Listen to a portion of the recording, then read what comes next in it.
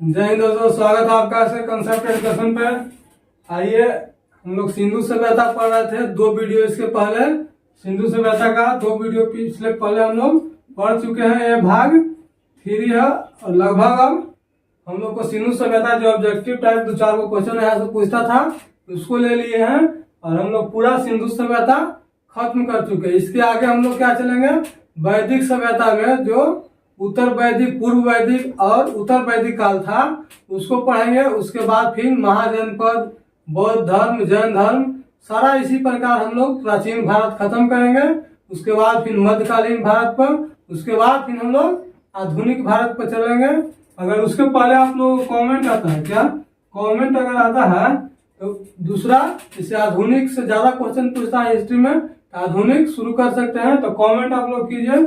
अगर आधुनिक शुरू करवाना है तो ठीक है, नहीं तो फिर ये लाइन से चलते रहेगा। आज हम लोग को लगभग सिंधु सभ्यता खत्म हो जाएगा। आइए, सिंधु सभ्यता के सिर्फ एक वो स्थल बच गया था क्या, सूतकांगडोर। सूतकांगडोर जो अभी वर्तमान में है गुजरात में है। कहाँ? गुजरात में जो सूतकांगडोर जो अभी है, जो सूतकांगडोर का खोज हुआ स्थल का, वर्तमान में कहाँ है? वर्तमान में कहाँ है? तो गुजरात में। और किस नदी के किनारे खोज हुआ था सूतकांगडोर का? तो सरस्वती नदी। कौन नदी? सरस्वती नदी के किनारे सूतकांगडोर नामक स्थल का खोज हुआ। तो सारा अक्षर हम लोग पढ़ लिए हैं, लोथल, मोहनजोदड़ो, कालीबंगा, रंगपुर। अगर पिछला वीडियो नहीं देखे हैं तो आप लोग जा करके पिछला वीडियो देखिए। जितना स्थल जो खोजा गया उसका खोज कौन की है, वहां से क्या क्या चीज मिला है, खोजकर्ता कौन थे, सारा हम लोग पढ़ चुके हैं। आइए, इसका खोज, सूतकांगडोर का खोज कौन किया था?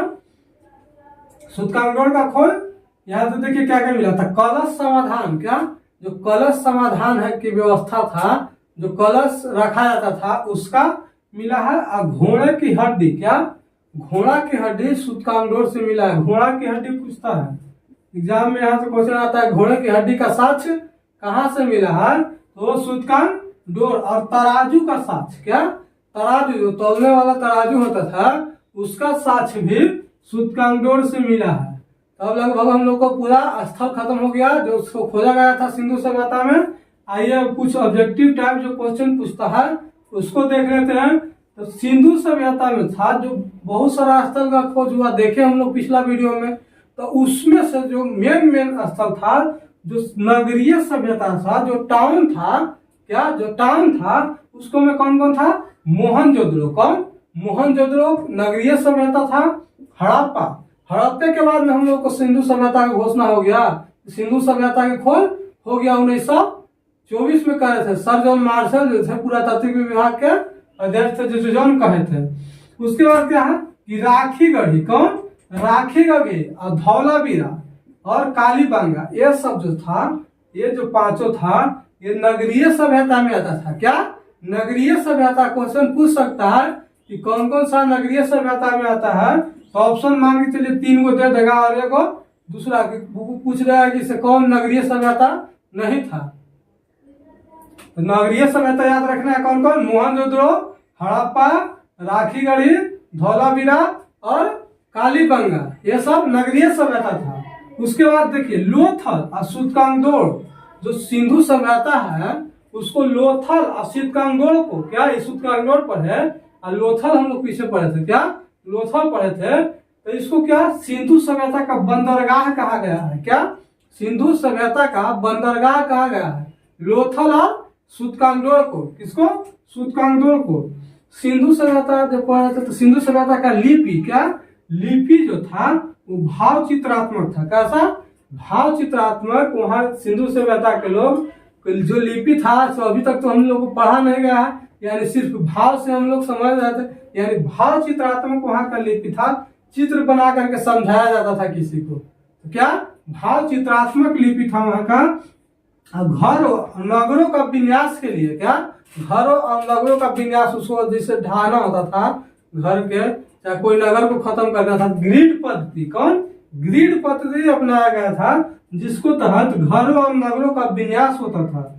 फसल में मुख्य फसल, सिंधु सभ्यता का मुख्य फसल में कौन कौन था? गेहूं और जौ। उस समय गेहूं और जौ मुख्य फसल था सिंधु सभ्यता का। उसके बाद सिंधु सभ्यता के जो लोग थे वो मिठास, क्या मिठास के लिए शहद यानी मध का प्रयोग करते थे। सिंधु सभ्यता के लोग मिठास के लिए शहद यानी मध का प्रयोग करते थे।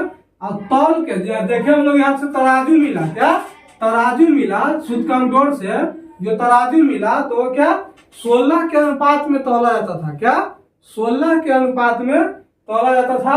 और सिंधु सभ्यता को क्या सिंधु जो सभ्यता है उसको में धरती को, क्या धरती को उर्वरता की देवी मानकर पूजा किया जाता था, क्या धरती को उर्वरता की देवी मानकर पूजा किया जाता था।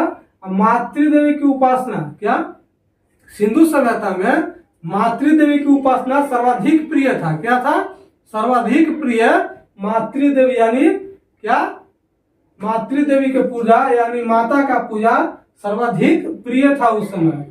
और आग की पकी हुई मिट्टी को टेराकोटा कहा जाता है। क्वेश्चन यहाँ से पूछता है कि सिंधु सभ्यता में आग की पकी हुई मिट्टी को क्या कहा जाता था, तो क्या टेराकोटा। आग की पकी हुई मिट्टी को क्या कहा जाता था, टेराकोटा। और कुब्बड़ वाला साढ़, क्या कुब्बड़ वाला जो साढ़ होता था उस समय पशु में विशेष पूजनीय पशु था। कुब्बड़ का साढ़, जो कुब्बड़ वाला साढ़ होता था, जो कुब्बड़ रहता था साढ़, उसको विशेष पूजनीय के रूप में जाना जाता, विशेष पूजा उसको होता था सिंधु सभ्यता में। उसके बाद पर्दा प्रथा और बेसवा प्रथा, जो बेसवा प्रथा हम लोग देखते हैं आज भी, तो बेसवा प्रथा पर्दा प्रथा, पर्दा का यानी जो आज भी घर की औरतें पर्दा में रहती है, तो उस समय भी पर्दा प्रथा और बेसवा प्रथा उस समय भी प्रचलित था। और उस समय के लोग जो थे वो क्या तलवार से परिचित नहीं थे, किससे तलवार से परिचित नहीं थे। और पिगट, पिगट क्या थे, पिगट जो थे वो बोले थे कि मोहनजोदड़ो हड़प्पा दोनों को जुड़वा राजधानी बोले थे सिंधु सभ्यता का। सिंधु सभ्यता का जुड़वा राजधानी मोहनजोदड़ो और हड़प्पा दोनों को बोले थे कौन, पिगट। उसके बाद जब हम लोग सारा चीज पढ़ लिए तब पतन, क्या सिंधु सभ्यता जब पतन उसका हो गया, क्या पतन हो गया था। पतन कैसे होया, तो प्रत्येक व्यक्ति का प्रत्येक विचार है यहाँ पे, क्या प्रत्येक व्यक्ति का प्रत्येक विचार है। देखिए उसको में से क्या है, चाइल्ड एंड व्हीलर, कौन चाइल्ड और व्हीलर थे, वो कहे थे कि सिंधु सभ्यता का पतन कैसे हुआ था, तो वो बोले थे कि विदेशी आक्रमण से हुआ था। कैसा, विदेशी आक्रमण से। अब फेयर एंड सर्विस जो थे, कौन फेयर एंड सर्विस जो थे, वो बोले थे कि परिस्थितिकी असंतुलन, क्या परिस्थितिकी असंतुलन से उस सिंधु सभ्यता का विघटन हुआ, पतन हुआ। मगर जो मैके या जॉन मार्शल, क्या मैके या जॉन मार्शल थे, वो बताए थे, बाढ़ बताए थे, क्या कि बाढ़ के कारण सिंधु सभ्यता का पतन हुआ। और अधिकतर बुक में आपको बाढ़ भी मिलता है, क्या सिंधु सभ्यता का पतन बाढ़ के रूप में हुआ था। रिवाइज कर लेते हैं एक बार, क्या रिवाइज कर लेते हैं। सूतकांगडोर, क्या सूतकांगडोर जो अभी वर्तमान में है कहाँ है, गुजरात में। कौन सा राज्य, गुजरात है। गुजरात में अभी सूतकांगडोर है। कौन सा नदी, क्या सूतकांगडोर जो है पूछता है क्वेश्चन कि सूतकांगडोर कौन सा नदी के किनारे है, कौन सा नदी के किनारे सूतकांगडोर का खोज हुआ था, तो सरस्वती नदी के किनारे। और खोज में वहां से क्या क्या मिला है, खोज बहुत महत्वपूर्ण है, खोज जरूर पूछता है। जैसे देखिए घोड़े की हड्डी का साक्ष पूछता है, क्या घोड़े की हड्डी का साक्ष कहाँ से मिला है, तो सूतकांगडोर से। और तराजू का साक्ष, क्या तराजू भी क्वेश्चन पूछता है एग्जाम में कि तराजू का साक्ष कहाँ से मिला है, तो सूतकांगडोर से। नगरीय सभ्यता जो सिंधु सभ्यता था उसको बहुत सारा नगर की खोज हुआ, तो नगरीय सभ्यता यानी कौन कौन सभ्यता था जो टाउन के रूप में प्रसिद्ध था, क्या शहर के रूप में प्रसिद्ध था, तो मोहनजोदड़ो शहर के रूप में प्रसिद्ध था यानी शहर था। और हड़प्पा वो भी शहर था। राखीगढ़ी, धौलावीरा और कालीबंगा ये सब को नगरीय सभ्यता का मान्यता मिला हुआ था, ये सब नगरीय यानी शहर था।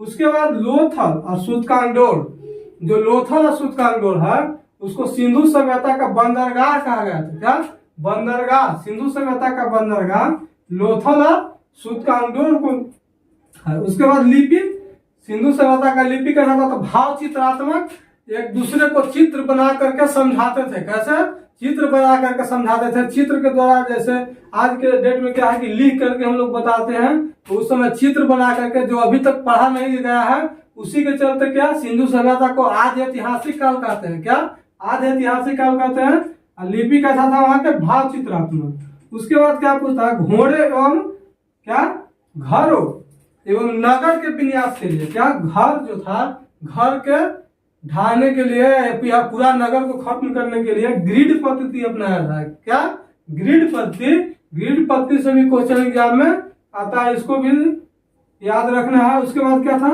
सिंधु सभ्यता का मुख्य फसल जो था गेहूं और जौ था। क्या गेहूं और जौ। और विन्यास, सिंधु सभ्यता के जो है मिठास के लिए, उस समय सिंधु सभ्यता में जो आज हम लोग मीठा के प्रयोग करते हैं मिठास के लिए और चीनी का, उस समय जो था मिठास के लिए शहद का प्रयोग होता था। क्या जो मधुमक्खी जो है जो शहद बनाती थी, यानी जिसको मध बोलते हैं हम लोग, मध जो है शहद बनाती थी, शहद के मिठास के रूप में उस समय प्रयोग किया जाता था। और तौल, जो हम लोग यहाँ तराजू देखें कि तराजू मिला था कहाँ से, सूतकांग डोर से, तो 16 के अनुपात में तौला जाता था। और सिंधु सभ्यता, क्या सिंधु सभ्यता के लोग धरती को उर्वरता की देवी मानकर पूजा करते थे। क्या उर्वरता की देवी मानकर सिंधु सभ्यता के लोग उसका पूजा करते थे। मातृ देवी की उपासना, क्या मातृ देवी की उस समय उपासना सर्वाधिक प्रिय था। उस समय माता की पूजा सबसे ज्यादा किया जाता था। कौन सभ्यता में, सिंधु सभ्यता में। उसके बाद आग की पकी हुई मिट्टी को टेराकोटा कहा जाता था। क्या आग की पकी हुई मिट्टी को, जो मिट्टी का खिलौना होता था, मिट्टी का बर्तन होता था, जो आग में पका दिया जाता था, उसको क्या कहा जाता था, टेराकोटा। तो पशुओं में सिंधु सभ्यता में जितना पशु था, सब में सर्वाधिक पूजनीय, विशेष पूजनीय के रूप में कुब्बड़ वाला सार, जो कुब्बड़ सार था, उसको विशेष पूजनीय के रूप में मानता था। कौन, सिंधु सभ्यता के लोग। पर्दा प्रथा और बेसवा प्रथा दोनों उस समय प्रचलित था। जो आज के डेट में औरतें पर्दा प्रथा में रहती है, पर्दा प्रथा और बेसवा प्रथा दोनों सिंधु सभ्यता में प्रचलित था। और सिंधु सभ्यता के लोग, क्वेश्चन यहाँ से भी पूछता है बहुत ज्यादा एग्जाम में, कि किस औजार से परिचित नहीं थे। देखिए, तलवार से परिचित नहीं थे। क्या तलवार से सिंधु सभ्यता के लोग परिचित नहीं थे। आज के डेट में लोग तलवार देखते हैं, तो सिंधु सभ्यता में तलवार नहीं था। तलवार के बारे में सिंधु सभ्यता के लोग नहीं जानते थे। उसके बाद पतन भी देख लेते हैं। क्या सिंधु सभ्यता जब उतना बड़ा टाउन था, बहुत सारा नगर था, बहुत सारा क्या था, शहर था, तो उसको पतन कैसे हुआ, कैसे खत्म हो गया। तो पतन में हर एक जो आदमी है उनका अलग अलग क्या है, अपना भाव है। जो चाइल्ड एंड व्हीलर थे वो बोले थे कि विदेशी आक्रमण के चलते क्या सिंधु सभ्यता का पतन हो गया था, सिंधु सभ्यता खत्म हो गया था। उसके बाद व्हीलर एंड सर्विस जो है वो बोलते हैं कि परिस्थिति असंतुलन, क्या परिस्थिति असंतुलन के कारण सिंधु सभ्यता का विनाश हुआ, सिंधु सभ्यता का पतन हुआ। उसके बाद मैके और जॉन मार्शल, ये जो दोनों हैं, ये दोनों बोले थे सिंधु सभ्यता का मुख्य कारण बाढ़ है। क्या बाढ़ है। और लूसेंट में भी क्या दिया हुआ है, लूसेंट में सिंधु सभ्यता का कारण, पतन का कारण बाढ़ दिया हुआ है। अधिकतर बुक में बाढ़ आता है, तो ऑब्जेक्टिव में हमको में से ज्यादा आया तो बाढ़ आ गया कि सिंधु सभ्यता का पतन का कारण क्या था, तो बाढ़। और बीपीएससी में हो सकता है इधर से पूछ देवे सर्विस एंड व्हीलर क्या बताए थे, क्या सर्विस एंड व्हीलर के द्वारा क्या बताया गया था सिंधु सभ्यता का पतन का कारण, तो वह है परिस्थिति असंतुलन और चाइल्ड एंड व्हीलर विदेशी आक्रमण। उम्मीद करते हैं वीडियो आप लोगों को पसंद आ रहा होगा, पढ़ने में मजा आ रहा होगा। अगर वीडियो पसंद आ रहा है तो वीडियो को शेयर, जितना ज्यादा से ज्यादा हो सके शेयर कीजिए, वीडियो को लाइक कीजिए और कमेंट भी आप लोग किया कीजिए, कमेंट कीजिए कि वीडियो कैसा लग रहा है। और चैनल को, अपना परिवार को बढ़ाने में सपोर्ट कीजिए। चैनल को सब्सक्राइब जरूर कर लीजिए ताकि सारे वीडियो का नोटिफिकेशन आपको पहुंचता रहे। धन्यवाद।